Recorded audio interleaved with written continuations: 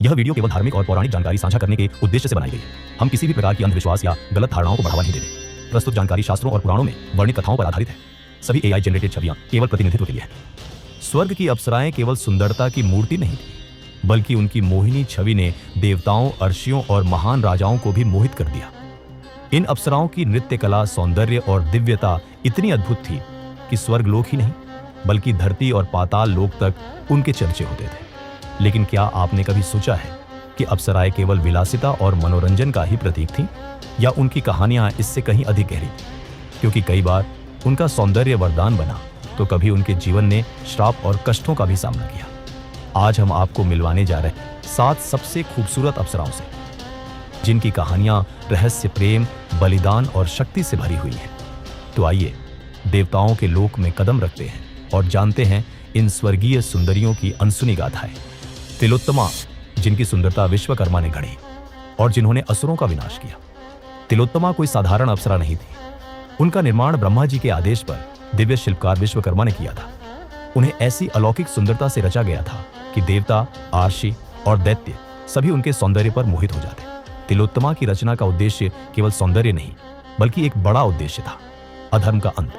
प्राचीन कथाओं के अनुसार 2 शक्तिशाली असुर भाई सुंद और उपसुंद अपनी तपस्या और बल के कारण समस्त लोकों में आतंक फैला चुके थे।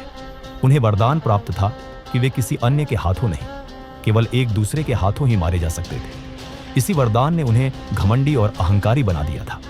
देवताओं ने उनकी शक्ति से भयभीत होकर ब्रह्मा जी से सहायता मांगी। तब ब्रह्मा ने आदेश दिया कि एक ऐसी स्त्री बनाई जाए जिसकी सुंदरता इतनी अद्वितीय हो कि स्वयं कामदेव भी आकर्षित हो जाए। विश्वकर्मा ने ब्रह्मांड की सबसे सुंदर वस्तुओं से तिलोत्तमा का निर्माण किया। तिल तिल कर सुंदरता का निर्माण किया गया, इसलिए उनका नाम पड़ा तिलोत्तमा। जब तिलोत्तमा ने सुंद और उपसुंद के समक्ष अपने मोहक रूप का प्रदर्शन किया, तो दोनों भाई उसे पाने के लिए एक दूसरे से झगड़ने लगे। उनका मोह और अहंकार इतना बढ़ गया कि अंततः वे क्रोध में आकर एक दूसरे का वध कर बैठे। इस तरह तिलोत्तमा केवल सौंदर्य की प्रतिमूर्ति नहीं, बल्कि रणनीति, चतुराई और अधर्म के विनाश की प्रेरक शक्ति बनी। उनका जन्म एक उद्देश्य के लिए हुआ था, और उन्होंने वह उद्देश्य पूर्ण कर देवताओं को फिर से शांति प्रदान की। रंभा, अप्सराओं की रानी, जिन्होंने रावण को श्राप दिलवाया। रंभा स्वर्ग की एक अत्यंत सुंदर और गुणवान अप्सरा थी, जिन्हें अप्सराओं की रानी भी कहा जाता था। उनका सौंदर्य, नृत्य और शालीनता उन्हें अन्य अप्सराओं से अलग बनाते थे। रंभा का विवाह कुबेर के पुत्र नल कुबेर से हुआ था, जिससे वह रावण की बहू यानी पुत्र वधू बनती थी। एक दिन रावण अपने अहंकार और वासनात्मक प्रवृत्ति के चलते रंभा को अकेला देखकर उसे अपने वश में करने की कोशिश करता है। रंभा बार बार उसे याद दिलाती है कि वह उसकी पुत्र वधू है, लेकिन रावण अपनी मर्यादा भूल जाता है और उसके साथ अत्याचार करता है। जब यह बात नल कुबेर को पता चलती है, तो वह क्रोधित होकर रावण को एक घातक श्राप देता है। यदि तू कभी भी किसी स्त्री को उसकी इच्छा के विरुद्ध छूने का प्रयास करेगा, तो तेरे सिर के 1000 टुकड़े हो जाएंगे। यही श्राप रावण के जीवन का एक निर्णायक मोड़ बन गया। यही कारण था कि जब उसने माता सीता का हरण किया, तो वह उन्हें कभी छू भी नहीं सका। वह श्राप उसके मन में भय बनकर बैठा रहा। ये कथा हमें यह सिखाती है कि किसी स्त्री का अपमान, विशेषकर जब वह संबंध से जुड़ी हो, केवल एक पाप नहीं, बल्कि विनाश का कारण बनता है। रंभा, जिन्होंने अन्याय का सामना करते हुए न्याय को जन्म दिया, आज भी एक शक्ति, सम्मान और आत्मबल का प्रतीक है। मेनका विश्वामित्र की तपस्या भंग करने भेजी गई, लेकिन खुद प्रेम में पड़ गई। मेनका स्वर्ग की सबसे सुंदर और प्रसिद्ध अप्सराओं में से एक थी, जिनका सौंदर्य इतना सम्मोहक था कि देवताओं से लेकर अर्षियों तक कोई भी उनकी मोहकता से बच नहीं सकता था। जब महर्षि विश्वामित्र कठिन तपस्या में लीन थे, तब इंद्र को भय हुआ कि यदि उनकी तपस्या सफल हो गई, तो वे अपार शक्तियों के स्वामी बन जाएंगे और स्वर्ग के लिए चुनौती खड़ी कर सकते हैं। इंद्र ने मेनका को आदेश दिया कि वह अपने सौंदर्य और कला से विश्वामित्र की तपस्या भंग करे। मेनका ने आदेश का पालन किया। उन्होंने नृत्य, संगीत और अपने आकर्षण से आर्ष का ध्यान भटका दिया। उनकी तपस्या टूट गई। लेकिन इस योजना में एक मोड़ आया। जो अप्सरा केवल एक चाल का हिस्सा बनकर आई थी, वही स्वयं आर्ष विश्वामित्र के प्रेम में पड़ गई। ये कोई छल नहीं रह गया था, यह एक सच्चा और गहरा प्रेम बन चुका था। इस प्रेम से शकुंतला का जन्म हुआ, जो आगे चलकर सम्राट भरत की माता बनी और जिनके नाम पर भारतवर्ष का नाम पड़ा। परंतु जब विश्वामित्र को इस षड्यंत्र का भान हुआ, तो उन्हें बहुत पीड़ा हुई। उन्होंने अपने भावनाओं को त्याग कर दिया और फिर से तपस्या में लीन हो गए। उन्होंने मेनका और अपनी बेटी शकुंतला को छोड़ दिया। मेनका, जिन्होंने शुरुआत में केवल एक आदेश का पालन किया था, अंत में प्रेम में हार गई। उनका हृदय टूट गया, पर उनका प्रेम कभी झूठा नहीं था। उर्वशी स्वर्ग की सबसे सुंदर अप्सरा अर्जुन और राजा पुरुरवा की प्रेम कथा। उर्वशी को स्वर्ग की सबसे सुंदर और मोहक अप्सरा कहा जाता था।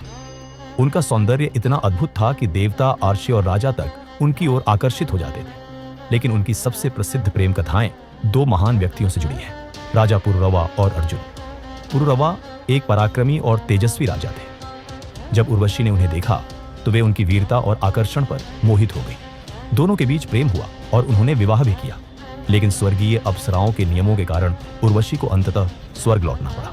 उनकी प्रेम कहानी अधूरी रह गई, लेकिन उनका संबंध राजा पुरुरवा के वंश को अमर बना गया। दूसरी ओर जब उर्वशी की दृष्टि अर्जुन पर पड़ी तो वे उनकी वीरता और तेजस्विता से आकर्षित हो गई। उन्होंने अर्जुन को प्रणय निवेदन किया, लेकिन अर्जुन ने उन्हें अपनी माता समान मानकर उनका प्रस्ताव अस्वीकार कर दिया। यह सुनकर उर्वशी क्रोधित हो गई और अर्जुन को 1 वर्ष तक नपुंसक होने का श्राप दे दिया। लेकिन यह श्राप ही आगे चलकर अर्जुन के लिए वरदान साबित हुआ, जब उन्होंने अज्ञातवास के दौरान बृहन्नला के रूप में जीवन व्यतीत किया। उर्वशी की कहानियां केवल सौंदर्य और प्रेम की नहीं है, बल्कि नियति और मानवीय संबंधों की जटिलता को भी दर्शाती है। पुंजिकस्थला अंजना, जो बाद में हनुमान जी की माता बनी। पुंजिकस्थला स्वर्ग की एक अत्यंत सुंदर और तेजस्वी अप्सरा थी, जो अपनी चंचलता और हठ के लिए जानी जाती थी। लेकिन उनका यह स्वभाव ही उनके भाग्य को बदलने वाला था। एक बार अपनी अहंकारपूर्ण चपलता में उन्होंने एक महान आर्षी का अपमान कर दिया। क्रोधित आर्षी ने उन्हें श्राप दिया कि वह धरती पर जन्म लेंगे और एक वानर रूप में जन्म लेने के लिए बाध्य होंगे। इस श्राप के कारण पुंजिकस्थला ने पृथ्वी पर अंजना नाम से जन्म लिया और एक शक्तिशाली वानर राजकुमारी बनी। समय के साथ उन्होंने केशरी नामक वानर राजा से विवाह किया और कठोर तपस्या करने लगी, ताकि वे भगवान शिव से एक दिव्य पुत्र प्राप्त कर सके।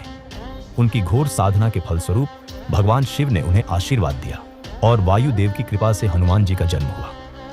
यही पुंजिकस्थला, जो कभी अपनी सुंदरता और चंचलता के लिए जानी जाती थी, आगे चलकर हनुमान जी की पूजनीय माता अंजना देवी बनी, जिनकी भक्ति और प्रेम के कारण उनका पुत्र संसार में अद्वितीय शक्ति और भक्ति का प्रतीक बना। और अगर आप भी हनुमान जी की भक्ति से जुड़े रहना चाहते हैं, तो यह हनुमान जी पूजा किट आपके लिए परफेक्ट है। इसमें आपको पूजा के सभी जरूरी सामान मिलेंगे। अभी ऑर्डर करें, लिंक डिस्क्रिप्शन में दिया गया है। आद्रिका, जिनकी वजह से मत्स्य मछली वंश की उत्पत्ति हुई। आद्रिका एक अति सुंदर और रहस्यमयी अप्सरा थी, जिनकी कथा सृष्टि के चक्र से गहराई से जुड़ी है। उनकी सुंदरता स्वच्छ जल की लहरों की तरह थी, शांत, आकर्षक और मनमोहक। लेकिन नियति ने उनके लिए एक अनोखी कहानी लिखी थी। एक बार अपने कर्मों के फलस्वरूप आद्रिका को शापवश एक मछली का रूप लेना पड़ा। वर्षों तक वे एक नदी में एक दिव्य मत्स्य के रूप में रहे, जब तक कि उनकी कोख से मत्स्य वंश के आदि पुरुष का जन्म नहीं हुआ। महान राजा शांतनु के वंशजों में से एक, मत्स्य देश के प्रथम शासक राजा मत्स्य, उन्हीं की संतान थे। इस प्रकार आद्रिका केवल एक अप्सरा ही नहीं, बल्कि एक महान वंश की जननी भी बनी। उनका जीवन यह दर्शाता है कि भाग्य के अज्ञात खेल भी सृष्टि की महान योजनाओं का हिस्सा होते हैं। वर्चा, जिन्होंने स्वर्ग छोड़कर पृथ्वी पर विवाह किया। वर्चा एक अद्वितीय, सुंदर और तेजस्वी अप्सरा, स्वर्ग की सबसे मोहक और मनमोहिनी अप्सराओं में गिनी जाती है। उनकी हंसी में कुंजों की मधुर ध्वनि थी और उनका सौंदर्य चंद्रमा की शीतल किरणों जैसा निर्मल था। देवता उनके नृत्य पर मोहित हो जाते थे, लेकिन उनके हृदय की चाहत स्वर्ग में नहीं, बल्कि पृथ्वी पर। वर्चा को एक महान क्षत्रिय राजकुमार से प्रेम हो गया। यह प्रेम केवल आकर्षण नहीं था, बल्कि एक आत्मा की पुकार। उन्होंने अपनी स्वर्गीय पहचान और अमृतत्व को त्याग कर मानव रूप में जन्म लेने का निश्चय किया। जब इंद्र ने यह सुना तो उन्होंने वर्चा को समझाने की कोशिश की। स्वर्ग से पृथ्वी का प्रेम कष्ट और मृत्यु को आमंत्रित करने जैसा था, लेकिन वर्चा का प्रेम अमर था और उन्होंने अपने प्रिय से विवाह करने के लिए स्वर्ग छोड़ दिया। उन्होंने अपनी दिव्यता को त्याग कर एक मानव स्त्री का जीवन अपनाया और पृथ्वी पर प्रेम और समर्पण का एक नया उदाहरण स्थापित किया। तो ये थी 7 सबसे खूबसूरत और रहस्यमयी अप्सरा। लेकिन क्या आपको लगता है कि अप्सराएं सिर्फ सौंदर्य और मनोरंजन का प्रतीक थीं, या उनकी भूमिकाएं कहीं अधिक गहरी और महत्वपूर्ण थीं? क्या वे सिर्फ देवताओं का दरबार सजाने के लिए थीं, या फिर उन्होंने पौराणिक कथाओं को नया मोड़ देने में भी योगदान दिया? कई अप्सराओं ने आर्षियों की तपस्या भंग की, तो कुछ ने देवताओं और दानवों के बीच संतुलन बनाया। कुछ ने श्राप झेला और पुनः दिव्यता प्राप्त की। क्या इनमें से कोई कहानी आपको प्रेरित करती है? और अब सवाल आपसे, आपकी पसंदीदा अप्सरा कौन सी है? कौन सी कहानी ने आपको सबसे ज्यादा प्रभावित किया? हमें कमेंट में जरूर बताइए। अगर आप भी आध्यात्मिक ऊर्जा को अपने जीवन में लाना चाहते हैं तो ये हनुमान जी पूजा किट आपके लिए परफेक्ट है। लिंक डिस्क्रिप्शन में दिया गया है। अभी ऑर्डर करें और अपने पूजन को दिव्यता से भरें।